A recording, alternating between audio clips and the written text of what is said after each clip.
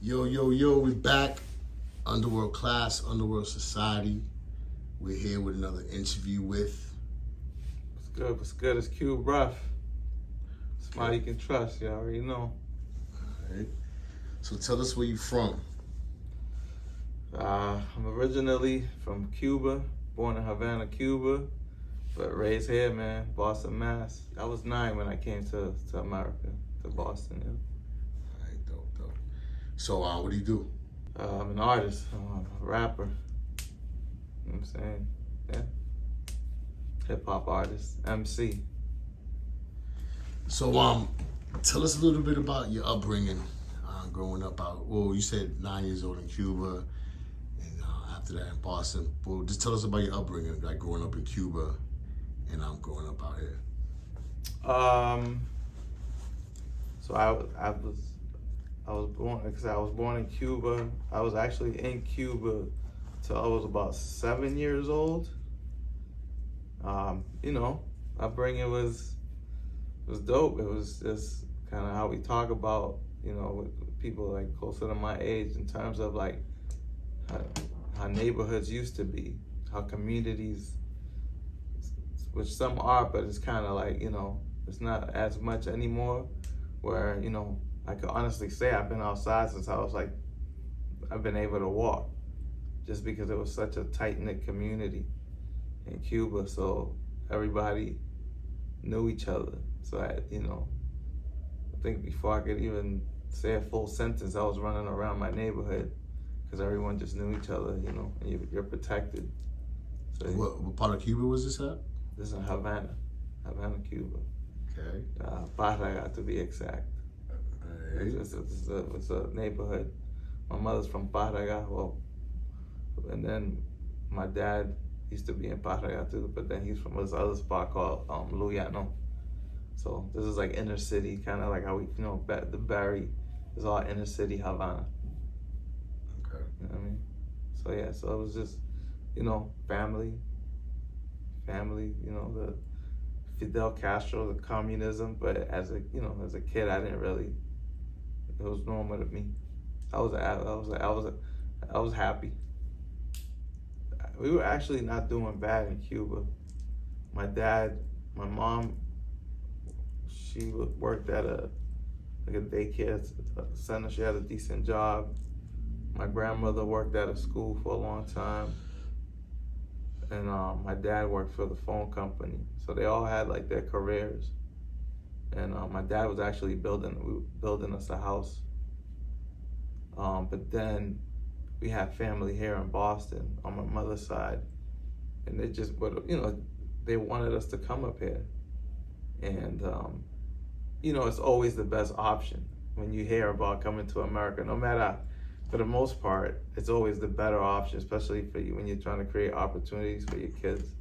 So, my parents decided to kind of accept the offer and decided to come. My dad didn't really want to leave because he was leaving all his family and stuff, but he wasn't gonna let his kids leave. So, everyone just kind of agreed on it, and that's how it happened. We didn't, like I said, we didn't come directly here. We went to Panama first. So I lived in Panama for 2 years. And, left Cuba when I was about 6, 7. We were in Panama. Noriega was president when we were in Panama. So that was just an experience, just the way like he was flexing over there. Like he wasn't liked very much by the people, and people in Panama were a little bit more outspoken than people in Cuba. They didn't give a fuck. They said how they felt, So you kind of see how all that played out. But Panama was lit too, same thing. And the way where I lived in Cuba was all like houses. So it was kind of like more residential, I guess. But where I lived in Panama was more like, you tell a Panamanian, they won't really like to hear that, but it was more like projects. So it was like, I would say apartment complex. So it was a different experience for me. But it was lit too, like same thing, outside every day. I was a little older, but it was the neighborhood. Everybody, you know everybody. You kind of have your boundaries, but it's wide. You know what I mean? Very like just a lit childhood. You know, just I was just outside. You know, again, tropical countries. You know what I'm saying? Cuba's an island. Panama's just a tropical country. It's just warm climate the majority of the time. So it's just outside. You know what I mean? And this is the '80s. The '80s is just, you know what I'm saying? Just so yeah. And then after 2 years, we came here, and To Boston? Well, went to Mexico. Boston. Yeah, but we only spent a few weeks in Mexico. It was just part of the process. We just traveled. It was my mom. We took turns. So it's just me and my mom and another lady. We had coyotes guiding us through the whole thing. We left Panama. Went to this house, and they were like, it was all set up. My family here had paid for everything, so it was an operation. It was all set up. So it was we were very, very protected. It was money talks. So, you know, but it was still kind of dangerous because we were basically being smuggled. Damn. You know what I'm saying? Human crack in the flesh. You know what I'm saying? So the Cube ref is. Yeah, I was. You know what I mean? Before that even turned, we were being smuggled through. So we would. You know, obviously we're even here, right through the hood is where people are at least likely to say anything, to snitch or to alarm, and you know, that's so we went through the slums of Mexico, like the pits. I saw so much poverty. I saw like poor Mexico, because that's where it's low. You're low key. So for a couple of weeks, we had these two young dudes, and they were our guides. You know what I'm saying? They kept us. We stayed low, hold different motels, cabs, buses. You see shit, kids that my age or younger that should have been in school. I never experienced. I was always in school. Like I said, I always had a good childhood, regular. But then in Mexico, you see kids like running up, opening your car door just for pennies, singing and shit, just in the middle of the day. And I'm like, these fucking kids at 9 years old, I'm like, you know, why aren't these kids in school? But it was just poverty. Like, it was crazy. The part of Mexico I saw, you know what I'm saying? And then we got through the border. We crossed the border. There was a cab, station wagon cab waiting for us already. Everything was just lined up. Everybody got paid. The Coast Guards got paid to look away. You know what I'm saying? We crossed the Rio Grande.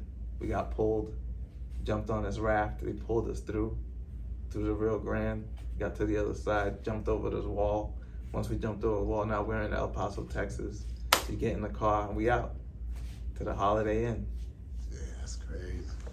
So you really experienced the real. Yeah. Damn, that's crazy. Yeah. So how was it, you know, first coming to Boston and experiencing the whole vibe out here? The language barrier. I spoke no English. Zero English. Whoever thought I'd be bodying niggas on tracks in the English language, giving niggas the business, but I didn't even speak this shit. So it took a while, you know. When we moved to my cousin's crib. Shout out to my cousins, man, everybody. But we lived on Angel Street off Blue Hill Ave, over there by Franklin Hill. So I was, you know, and that's a predominantly like black area at the time. So it was like, there's a few Puerto Rican kids, and you know, it was weird. Like, you come from Panama, when I came around, like, there's Puerto Ricans that were just, you know, that's why people were like, you speak Puerto Rican? Because it was just like at Puerto Rico, everybody thought like, kind of like if you spoke like broken English, everybody thought you was Jamaican. They didn't think about Trinidad, Barbados. It was the same thing at that time. If niggas heard, it was that ignorance. It was an innocent ignorance. People just didn't know. So everybody thought like if you spoke Spanish, you were Puerto Rican.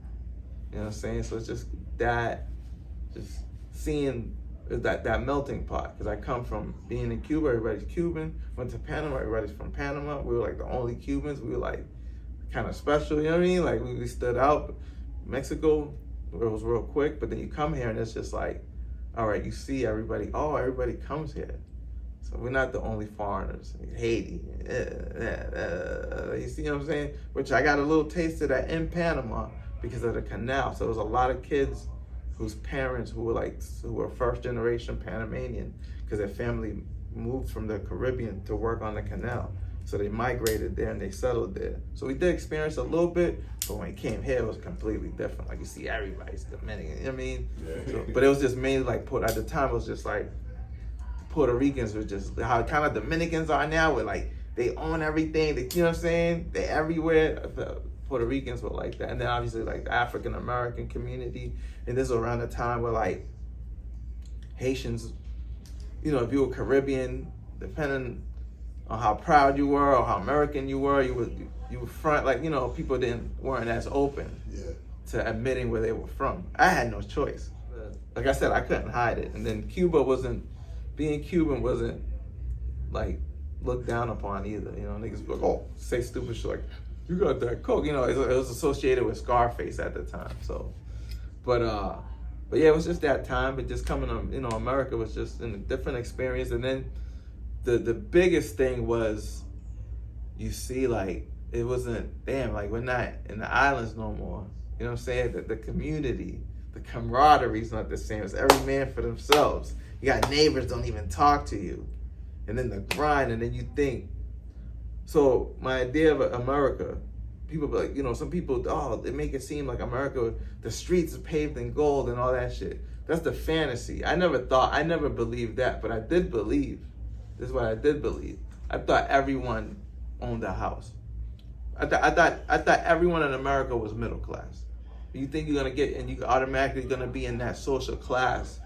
For the most part, you're like, it's better than a lot of places, right? Even if you got a 9 to 5, you live in a 2-bedroom apartment, you're still living better than like some of the people, my family in Cuba. Like, the plumbing isn't all that great, the electricity isn't all that great, the food, shit, nigga. Like, you got WIC and wealthy.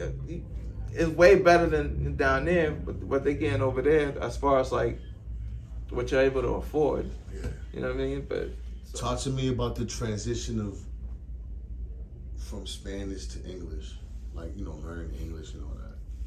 So for me, again, like, well, just living on Angel Street, it wasn't really like a huge. It's not like I moved in, you know, like. I think had we went to like Miami or something, it would have been different. Mm-hmm. You know, there's people that been here 30 years that live in certain communities that never had to learn English because everything is like, it's like they never left their country. Yeah.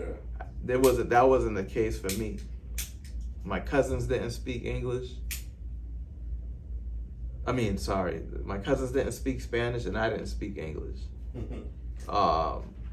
That must have been crazy. That was, yeah, right. We made sound effects at first just to make up shit. Yo, and then be like, yo, I don't do that. My mother's gonna, me. My mom's gonna yell at me. I don't wanna hear, like, nah, you're not gonna hear that shit, dog. You know what I'm saying? And then gradually you start. But watching, it's funny, when we got to Mexico, I tell a story a lot, like, when we got to El Paso, the first movie I watched was Big Trouble in Little China, Kurt Russell, right? I didn't understand what the fuck they were saying. Then 2 years later, I watched it again, and I'm like, kind of pieced it all together. You know what I'm saying? The script or whatever, you know, the talking, and with what was going on in the movie. So it was like enlightenment. Like, oh shit, I understand what the fuck they were talking about now. I went to the Matterhunt, straight product of the Boston public school system. Went to the Matterhunt, and when I got here, I went to the fourth, fifth grade. Then I went to the King. That's when we moved to the Berry. I moved to Rock. That's where I grew up. I grew up in Roxbury. I spent probably 2 years on Angel Street in Dorchester, but the rest of my time until I became an adult after that.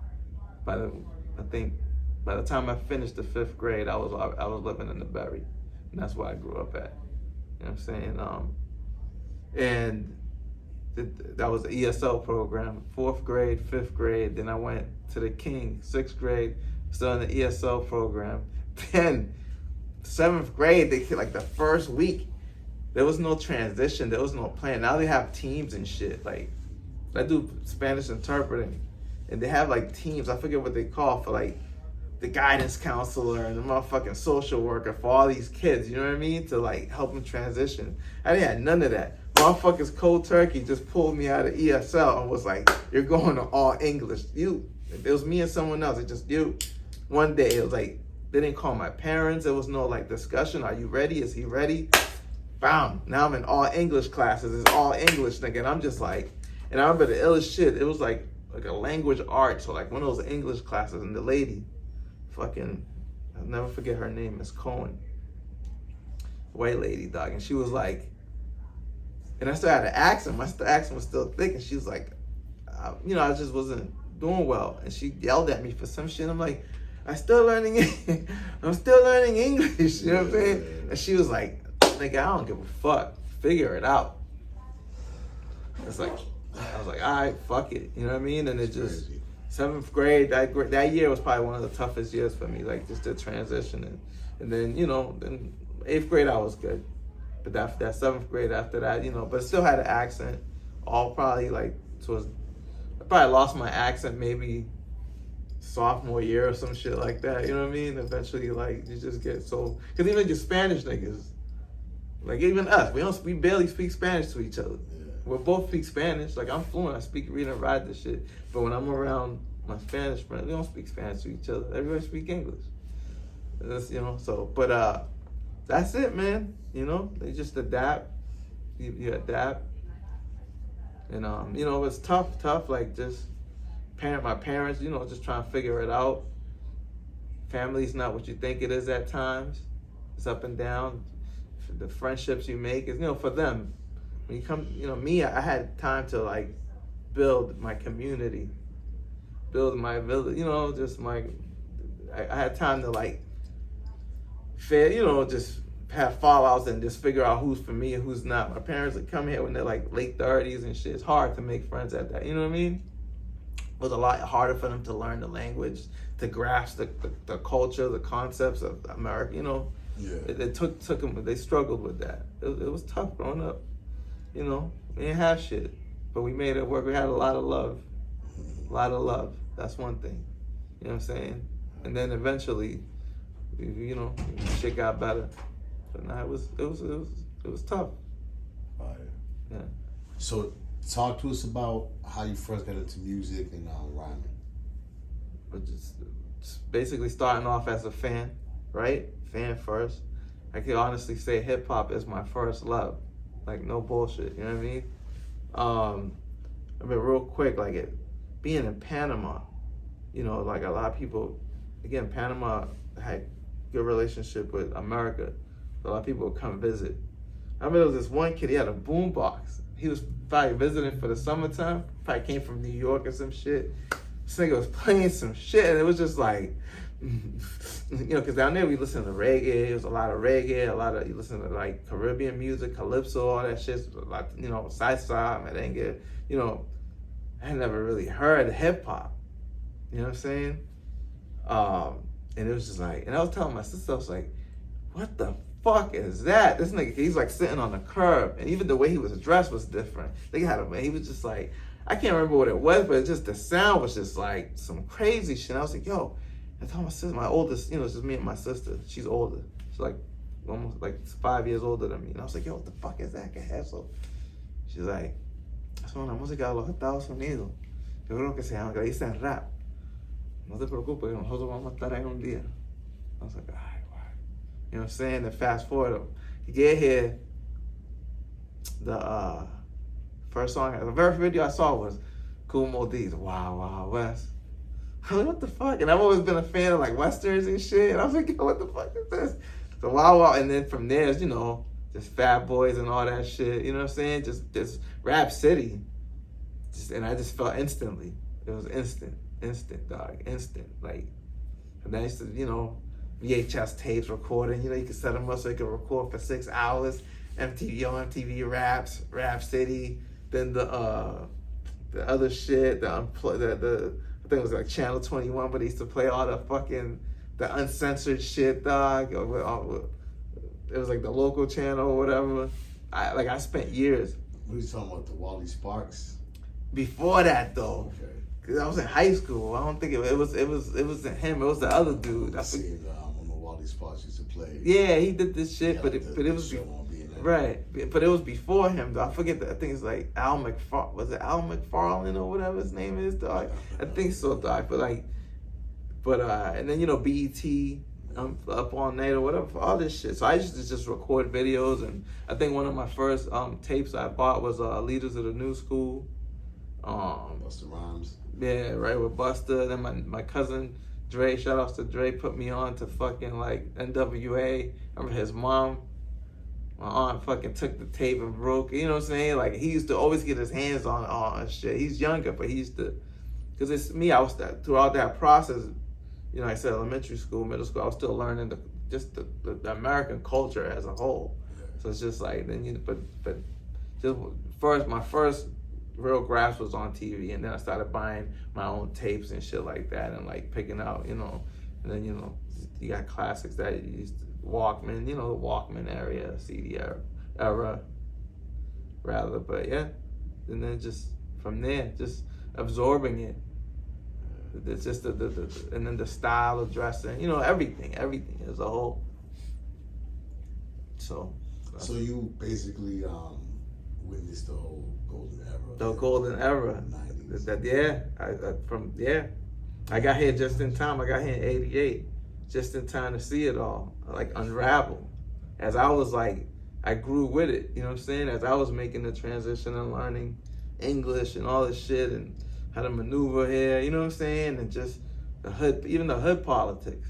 Because in Panama and Cuba, like, there's a lot of up and up shit. Everybody knew each other. So niggas was gonna stomp you out. You know what I'm saying? You just fight.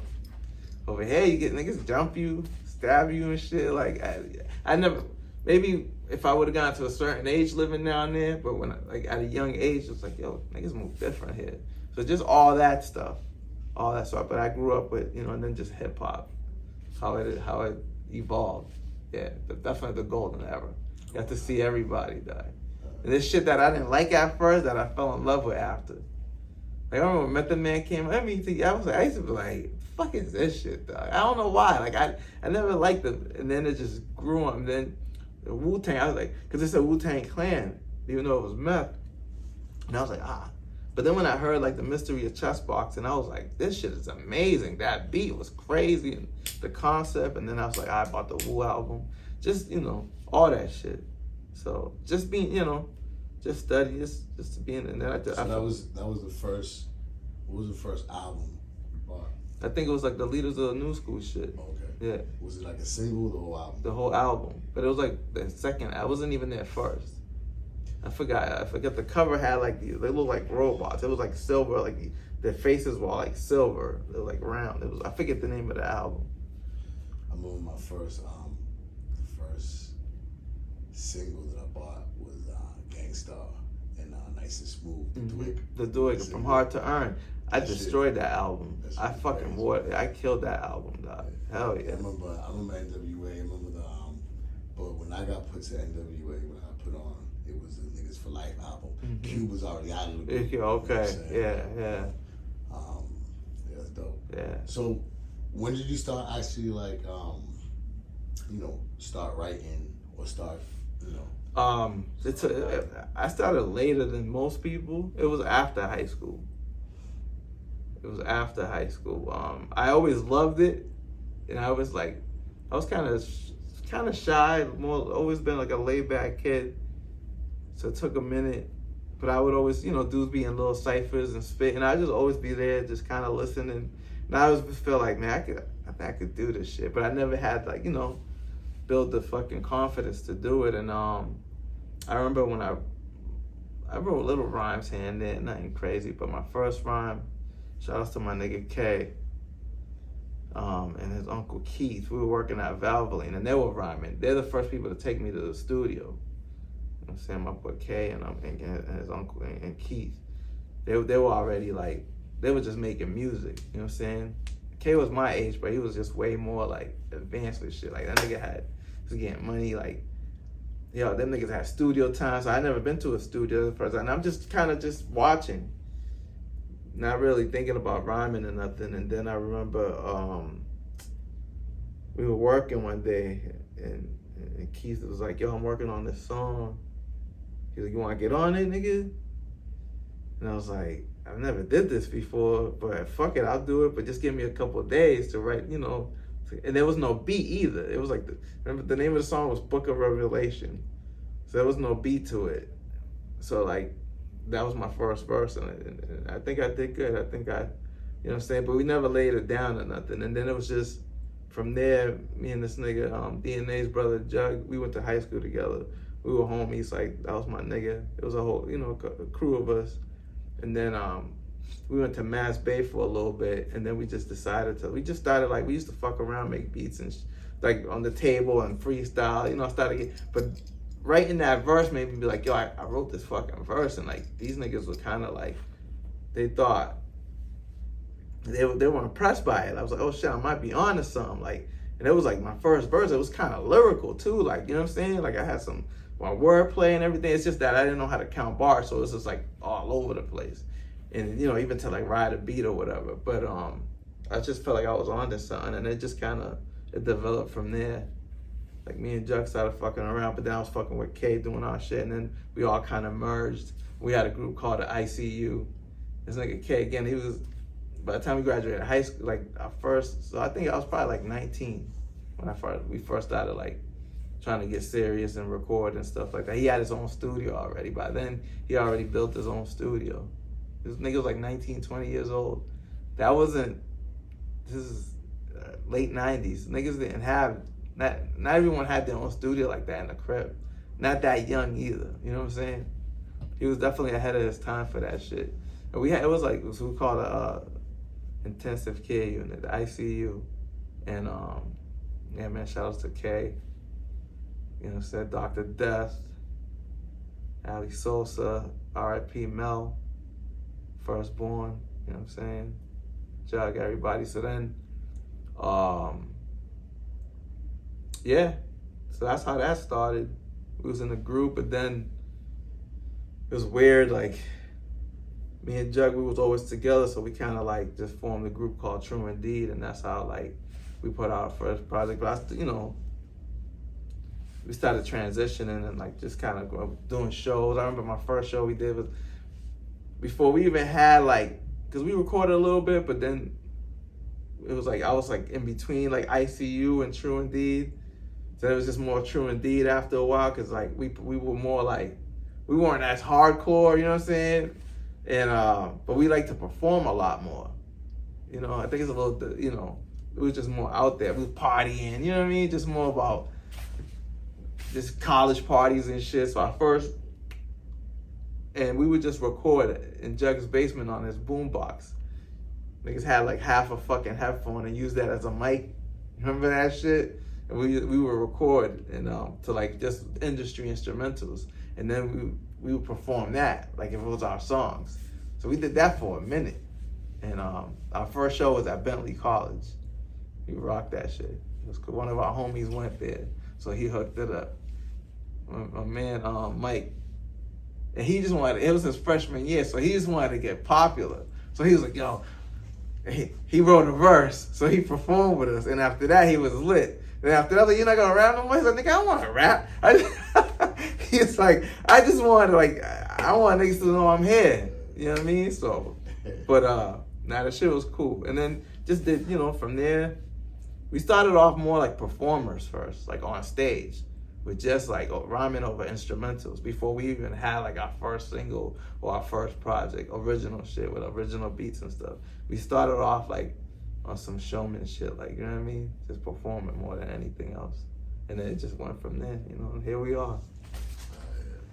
Who is some of the artists that inspired you as far as writing goes and as far as your style of music goes? So I'm gonna go both local and like mainstream or whatever. So I would say, I got shout out, you know, like I said, I told my story about like True Indeed, like I got shout out Jug, you know what I'm saying? That was my partner. And the nigga just knew how to make like good music, hit songs and shit. And I was just more like on some bar shit. So together we made each other better. I think I made him a little bit more lyrical. He helped me become a little bit, you know, more like structure with making music and stuff like that. And so shout out to Cuba Records. That was our first record, you know, our record label, Cuba Records, Pangea Fam. And then, you know, then we had young niggas. It was Ty Storms and Storm Session. And me and Juck thought we were the shit. And then these niggas came and they're younger than us. Kind of way at the time, there was like, we was already out of high school. We was like early 20s. And these niggas are still in high school. But these niggas are so polished. So fucking lyrically, performance-wise. These niggas just been ready. They were young. You can tell these niggas been rhyming since they was like probably like 12 or whatever. So just them, you know, them niggas made me more lyrical. Like them two niggas made me like, then Dial came through, you know what I'm saying? So it's just like we were Pangea Fam, the five of us. We were the Pangea Fam. So I would say, I tell all of them all the time, like these niggas made me the artist that I am today. Like lyrically, my ability, like my diversity, my ability to make music, songs. I gotta give it up to the fucking Pangea Fam, Cuba Records. Like first, you know what I'm saying? Gotta shout out K for getting me started. K and Uncle Keith, them niggas got me started. Pangea Fam, them niggas got me polished. They made me the artist that I am. But then as far as like not mainstream and shit, I would just say the golden era, it was just so fucking amazing and just so exciting. You know what I'm saying? KRS-One, digging in the crates, and Woo, like you said, the fucking hard to earn joint. You know, like I like underground shit better than I like, you know, I was Pac and Big one of my favorite artists. You know what I'm saying? The Dog Pound on the West Coast weren't they, you know what I'm saying? 21 and over, nigga. The Alcoholics are my shit. The Licks were my shit, you know what I'm saying? I was fucking more the Oakland shit, like Delta Funky Homo Sapien, like the Common and shit like that, like. So you was never into, because there was a time in the golden era when, you know, when Death Row took over, you know what I'm saying? And I'm not gonna say I wasn't into it. Yeah. They weren't my favorite. Okay. I fucked with it all. But you know, niggas like, I feel like because they just had that wave, everybody was on it. Like I fucked with it, and I was a fan and everything. Obviously, like the Chronic album was just a masterpiece. But yeah, there was so much other shit that I loved too. You know, so much music coming out. There was so much music, and everyone was different. It was so diverse, and everyone at the time, because it was so new, it wasn't like this shit where it's picky now. It was like only trap music it has, you know, the genres within the hip hop now have their waves where it's like drills, now, you know what I'm saying? And it's just this topic, and that's all niggas talking, and that's what they're pushing, the agenda. Before, it's like you had Poor Righteous Teachers, you had Public Enemy, you had the righteous niggas, and then you had the gangster niggas, and you had a little bit, whatever the fuck you was in the mood for, you could switch it up. Mm-hmm. You know what I'm saying? Then you had the real just underground lyrical niggas, backpack niggas, and everyone got equal play. You hear Fat Joe, then you hear motherfucking, what's the motherfucker's name? The nigga's Speech. Arrested Development would come on, then Biggie would come on after that, then the Roots, then Jay. It was so merged. Where it was like you had the Willies, the ballin' niggas, the get money niggas, but then you had the conscious people, then you had just the funny comedians. You know what I'm saying? It was just so much shit. There was so much shit. You had the purists, the niggas who still dance while they were rapping, break dancing and shit. That's how Black Eyed Peas started out. You know what I mean? I remember the first bit, them niggas was dancing their ass off and rapping. I thought that shit was amazing. So it's just so much, it was just so much diversity, dog. And that was just the beauty of it. Everybody was just so different. And everyone got to shine. It was just BT and then MTV, but everyone got played on that same platform. And if, you know, and that allowed it for people to go buy your shit. Everybody sold, you know, some niggas sold a little bit more, but niggas was still eating and touring and all that shit. You still had access to everybody. You got exposed to all that shit. Yeah. So I could go buy a fucking Biggie tape and then go buy motherfucking, you know, the Bush Babies. I remember that group. That's just crazy. That represent the hip hop and not the rap, y'all. You know what I'm saying? And then, you know, classic. Then, you know, they had the ladies, Queen Latifah, you had Boss, Boss, that bitch was gangster as fuck, nigga. Boss. Yeah. It was deeper and deeper. yeah. She had the shades on and shit. Yeah, that video was hard. That video was hard. She was like in a warehouse or some shit. She had the flannel on and She shit. had the bulletproof vest. Yeah. With the shit with the lipstick on. Yeah. The shit was crazy, dog. That's fire.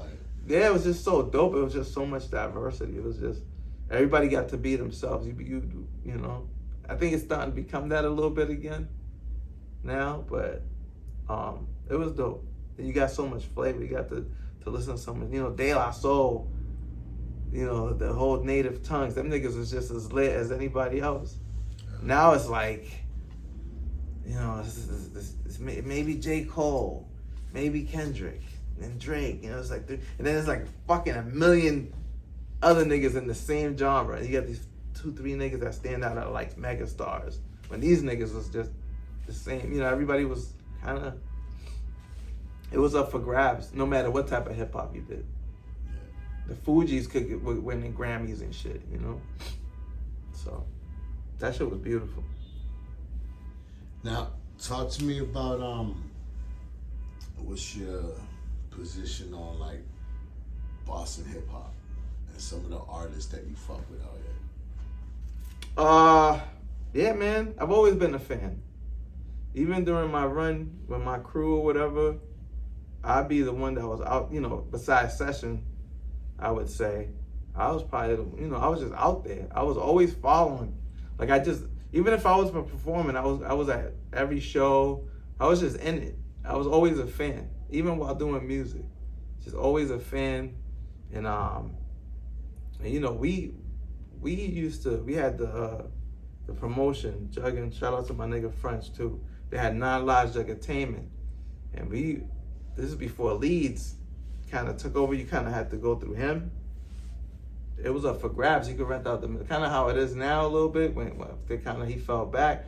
Before, this was like late 90s, 99, between 99 and like 2001, 2002. We had a good 3-year run, but we would rent out, everybody put bread up and we would rent out the Middle East downstairs. And we were the headliners. And we invited everybody we knew. I don't care if I was talking to 10 shorties, they're all coming. I mean, the times like, you here to see Cube. I'm here to see Cube.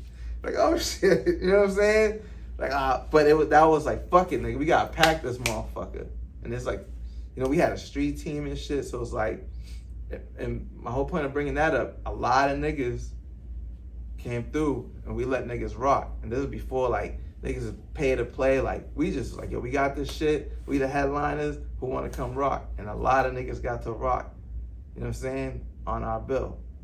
For like 3 years, we used to do like twice a year for a minute, and and we brought the hood out there. You know what I mean? Because we was Boston niggas, we brought the hood out there. And it was because we was just, niggas was just not, I wouldn't even say we was popping musically, we was just outside. We were young. That's when at that age, you know everybody, you're everywhere. You got friends here, and it's just like, yo, I got a show, come on.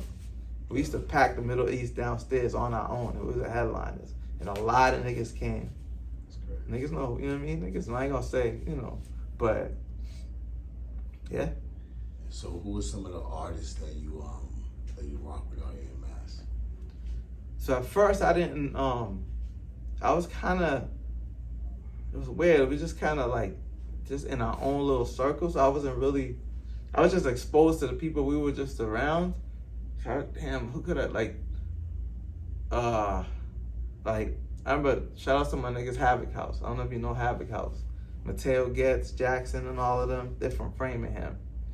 I met them niggas on some we were trying to find a showcase, and I ended up at this sub shop near Ruggles, and I was Dolo.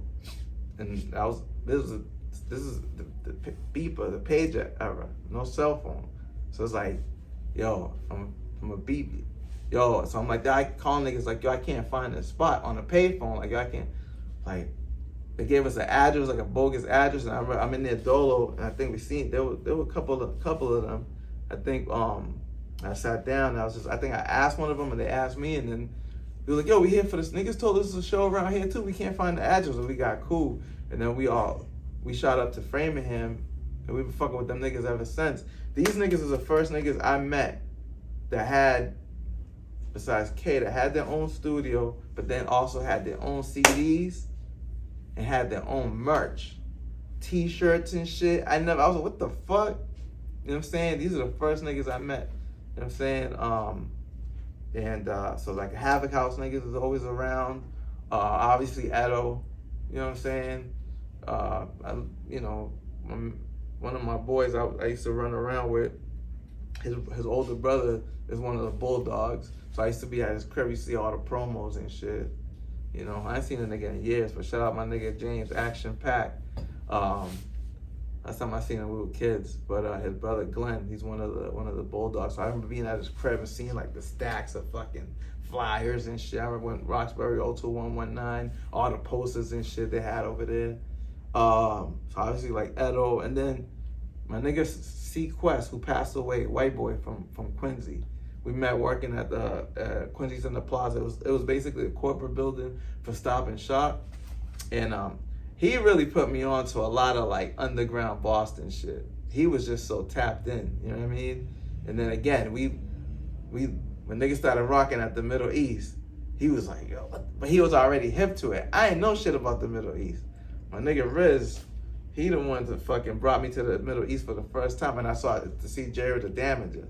That shit was lit.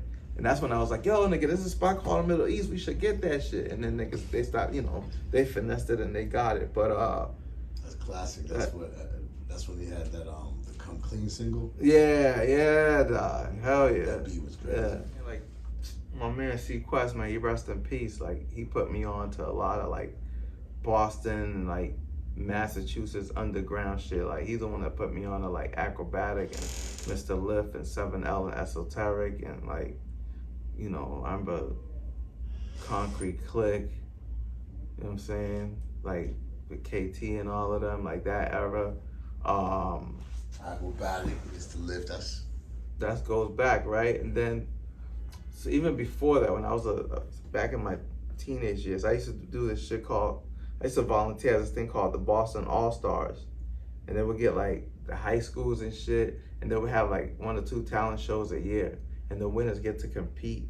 Because they had the New York All-Stars, I think they had Philly. It was like a couple different cities. And then the grand prize, like the big competition. So the winners, and they had categories and shit. And I remember, and I think I said it to him online. Like, shout out to Smoke Bolger. I don't know him personally, but I've been seeing him like growing, you know, around all the time. And I remember, you know, R.I.P. Rock, I didn't know him either, but I remember seeing them perform at these talent shows, these showcases and shit. And they were called the IRS, the Imperial Rock and Smoke. You know what I'm saying? Them niggas, like, I remember being, like, that's before I even started rapping. It was just a bunch of other niggas, like, names I forgot. Niggas who ain't even rapping no more, you know what I'm saying? But like, it was that era, and then like the MIC era, where, you know, Dre Rob and Secret Society and motherfucking Frankie Wainwright and all that, you know, and then Smoke, you know, doing his thing. So I got to see that with DL, like all these guys, like it's so many people. But I've always just been a fan of everybody, you know what I mean? Like, and kind of, aside from just, I feel like I've always just been a part of it. Kind of slept on. Can hang with anybody. I go on record and say I can hang with anybody.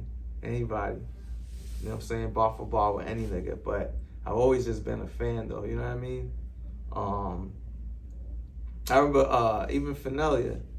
I remember the nigga, what's his name, 357? He was out slanging his, and I thought he was Finelia. I thought he was Finelia because he had, the joint was like Free Finelia. It was a mixtape. It was a picture. And then there was these niggas, Castro. It was Castro and the other nigga. They were always together. Shout outs to Castro. They were always downtown selling CDs and shit. It was like the Castro and the One and some shit. I forgot the other dark skinned nigga name with dreads. And one time I was like, yeah, the nigga Finelia. He was like, nigga, that ain't Finelia. This is cousin. I was like, oh shit. You know what I mean? And then later on, I met Finelia like a little bit down the line. But yeah, man, just always being in the city, right? There's all, you know, like I could really say like I'm a Boston nigga. Like I went to every fucking public school, worked at every fucking summer camp. Just always in the city. Out, but you know, after I was big into the Caribbean culture. You know what I'm saying? After parties, them shits getting shot up. You know what I'm saying? Just had shorties in every neighborhood. Like I never really, thank God, I never really had smoke like that. Crazy where I couldn't go anywhere. So like, nigga, shit was I was everywhere. I went anywhere I wanted to. Never had to worry about shit. Had a few altercations, but nothing crazy. Niggas in their feelings over bitches and shit, you know. But nothing serious, you know what I'm saying? So because of that, I was always out. And I just consumed like everything that was going on in the city. I was even pro-black. I remember when he had dreads, my first nigga, he was probably one of the first people I actually bought merch from. And it said 617 The Bean. And I was so proud to wear that shit. I bought it in Grove Hall. He was out selling them in Grove Hall and I copped one.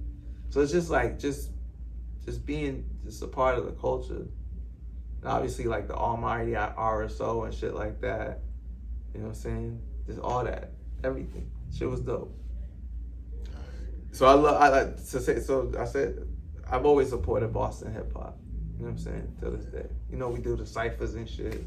So.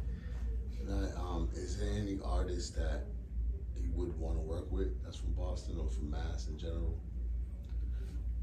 I mean, I ain't gonna like name anybody. Like, I just say like, I work with whoever, you know what I'm saying? But it's been, my experience so far has been more like, I fuck with who fucks with me. Like, I don't need, you know what I'm saying? Niggas can make music. We could all make music. It's a rat race. At any point, you could be a few steps ahead of me and I could leap right over you. You just never know. It all has to do right place, right time, connections, you know, lightning in a bottle type shit, you know what I'm saying? So I just, you know, I'm cool with everybody. I support everybody. So it's just, I'm down to work with whoever, but it has to make sense in terms of like, if niggas is on some funny, cocky shit or this and you know, whatever, you know, I don't give a fuck about none of that. Like, just on some cool shit, and then we figure out the rest later. So everyone I've worked with so far is niggas that, the majority is niggas I actually have a relationship with. You know what I'm saying? Even like you and I. They hit me up, nigga, we'll chop it up on the phone for a little bit. You know what I'm saying? Like, you and I actually hang with you and have a drink with you and shit like that. And everyone that I've worked with so far, the majority of the people has been like that. Niggas I could like kick it over, you know, could hold a conversation, we get up, niggas, I invite niggas over, I've been to their crib and my crib, you know what I'm saying? Shit like that. And I think so I'd rather it be that way now. Not to say we have to be friends, I'll still work with anybody, but like you know, it's more organic that way. And if it's not, then I'm not forcing anything. You know what I'm saying? So it's whatever. Fuck it. But I'll work with anybody, you know what I mean? What about any artists that are in the industry? Same shit. Same shit, obviously. You know what I mean? There's the people that you love. Same shit. But we opened up for mad niggas and it's like, not everybody's nice. You know what I'm saying? So I got you. I kind of just stuck with that concept, so I don't, whatever. You know what I'm saying? Any moment, I can hit one out and be right there, nigga. Fuck out of here. So, especially the older I get, niggas is men. So, whatever. I don't know. Whoever, whatever. Yeah. Talk to us about what you got in store for the future as far as the music goes. So, shit, I'll just go down, you know, I'll go back a little bit. So, and I want to just shout out the main niggas I've been working with. You know, I said for probably since about maybe like 2014, 2015, it's just been DNA, you know what I'm saying, The Notorious Alcindor, nigga Diogen, and it's just, those been my two wingmen, you know what I'm saying, been working with them, and then, you know, 10 Ton, Shout out Bobby Stills and shit, a couple other niggas. But you know, DNA and I, like, you know, I've been on their projects. Like DNA, he had the fucking The Virus album. I was all over that shit. Then motherfucking Dio put out The Lonely Hero. I had a couple joints on that. I put out a couple years ago the Smile You Can Trust project. Then DNA and I, we did what? And you helped filmed a lot of the ciphers. We did 18 ciphers all together at my spot. So just to give a little history, we've been doing for like the past like 5 years. And then net right, so DNA put out the Antidote project. I'm on a couple, I got like 3 or 4 songs on there. Dio got the Made with Love joint. He got the other, I forget the wrestling joint. He ain't dropped that yet. DNA and I, we working on this shit. We working on a project together. I don't even want to get into the name yet, but we got, you know, we started that. Shout out DNA. Yeah, so we working on a joint. And me and Dio, we supposed to do the Captain Midnight, a Lonely Hero album. So we still plan on that. Then also we have the Respect the Name interviews that we do. Shout out, you know, so we got that going on currently. Any artists hit me up, hit up Dio. Want to get your Respect the Name interview? We gotta get you on there too, Gomez. And then as far as like, so now present, I'm just working up, right? So like I'm just making music. I realized I dropped the Smile You Can Trust in 2019. And I'm like, fuck, you know, with the pandemic, I was on a good run and then the pandemic kind of slowed me down. And then I let it, once this shit died down, I let it slow me down even more. I got kind of comfortable and that's niggas is making shit. I'm just kind of, I had to like sit back and figure out like, okay, why aren't I more consistent and shit like that? So I have to like figure things out. So now I'm in a good space. I got beats and shit. Before I had beats, but not as many as I want. Now I have like enough fucking beats. I'm a good like 10 songs in on my solo shit, but I want to record like 20. I just want to have a good catalog and then just choose from there. I want to be ahead of the game, like ahead of the curve now. Like I don't want to do one project and then try to figure out I want to be able to like have 30, 40 songs and fucking, all right, I'm gonna pick 12 and put out this project from this shit, or I'm gonna pick a single from this shit. And then I still have 20, 30 more songs, and then I'm still recording, but I'm never falling behind again where I'm gonna go on like a 3-year drought like I did. So that's what I'm working on. So I'm like, you know, good 10 songs in, need like 30 more. But I got a single I'm dropping. It's called Morning, featuring Dio, August 11th. You know what I'm saying? Cause shout out to Jay Oko. She's I hired her to manage me. The first thing she said was like, nigga, you still trying to build your brand. Like, you don't need to put out like albums right away. Like, put out a couple of singles first. That's what I'm doing. So we got the joint called Morning. It's clean. My son singing on it with me. Like, I got a bunch of kids on it singing. It's kind of like it has the feels. It's not the same topic, but it's a feel good song. Some shit I could perform at around kids at a school and shit. You know what I mean? You could play that shit. It's for every age group. It's real clean. You know what I'm saying? The niggas are still spitting too. That's a good shit. I take no bars off. Yeah. You know what I'm saying? So that's what I got going on. I got the Morning joint, and then from there I got a couple other singles that I'm gonna be following up with that, and then hopefully everything falls together and I reach my goal as far as like the amount of shit I want to record. It's just expensive, you know what I mean? So that's it though. But I got the Morning. It's called Morning. Like not morning like on some deaf shit, but like good morning. You know what I'm saying? It's a real happy, feel good song. We'll see how that goes. That's what I got right now. So is there any advice you want to give any upcoming artists that's trying to do their thing? I would say consistency is key. Stay consistent. The more you do, the better you get at it. Travel. I said stay consistent and travel, and then just kind of learn the business, right? Learn the admin side. Because a lot of people put out music And even though it adds up, it's pennies add up. So there's a lot of times we put out music we don't know. I'm just still learning about all these different like companies and different websites and shit. You gotta register your music to collect all these royalties. All these years niggas been putting out music and not registering everything. A lot of people don't even have the PROs yet, right? The ASCAP. Some people don't even have ASCAP. There's niggas that features, yo bro, and I try to give everybody their credit. Niggas don't even have their ASCAP. So it's just like consistency, traveling, and then just learning the business side. Do your admin shit. And the more you do yourself, the better. You know, and then I guess one thing I struggle with, social media. I don't really like being on that shit like that. You know, I post like performances and stuff. Music shit, cool. But to get all personal and start in front of talking and shit, I'm still trying to learn how to be better at that. I don't really like it. I don't think if I did music, I want to be fucking... Like, I'm on social media because I like to watch. It's entertaining for me. But for me to be, like, behind the camera doing shit, I'm still struggling with that. But I know, like, you need it. You have to figure out a way to tap in. So it's all that, like, finding you know what I'm saying? Figuring out, like, how to reach people on social media. Just being consistent with the music. Traveling and just doing the, just learning the admin shit, dog. And then try to do as much... do it yourself shit as possible. You can shoot your own videos, you can make beats, you can engineer, you can edit. The more you know, the better.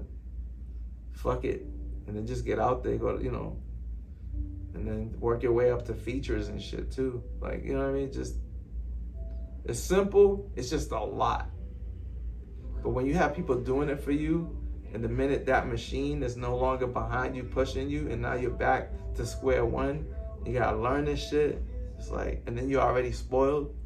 So, yeah. So, I've been asking people to subscribe to my website, so I could, email you anything I got going on. So it's just, everything is Cuberef. Cuberef. You know what I'm saying? So my stage name, my rap name is Cube space REF. But my website is cuberef.com. Everything is Cuberef on fucking Spotify, on social media, on TikTok, Facebook, IG. Is Cuberef. My email is cuberef@gmail. It's very simple. You want to find Cuberef everything. It's the easiest shit. I don't have Cuberef here and then the smile you can try. Nah, nigga. Everything is fucking Cuberef. It's the easiest thing. So yeah. But first and foremost, just my website. And then everything else is right there. My social media, all that. You know what I mean? So subscribe to my shit. Fuck with me. Yeah, shit, man. It's Cuberef. You already know somebody you can trust. Captain Midnight. It's a big idea. Shout out to the Underworld Society. You already know, man. You know what I mean? So that's it, man. But signing off. Peace.